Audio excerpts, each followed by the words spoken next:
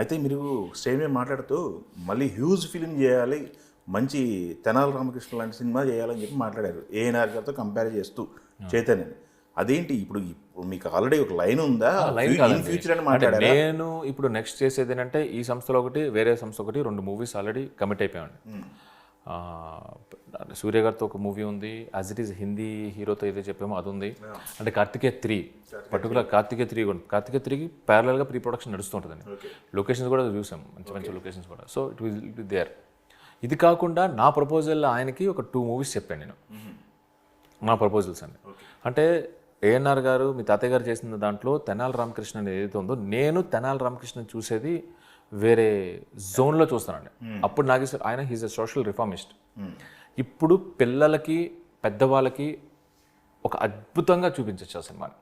ఒక విజువల్తో సహా, ఒక అండర్ కరెంట్లో అండర్ లేయర్లో ఒక మెసేజ్తో సహా ఎంటర్టైనర్ ఇవ్వచ్చండి. అంటే అది అసలు ఇంక ఎక్కడ ఆగని అంత ఎంటర్టైనర్లో నాకు అది I have in it in my mind మాట.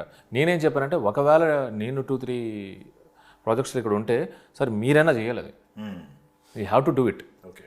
సో తెలుగు వాచకంతో సహా అన్నీ మారిపోతాయండి. అంటే నాకు ఇష్టం అది ఆ సినిమా చేయడం. ఓకే.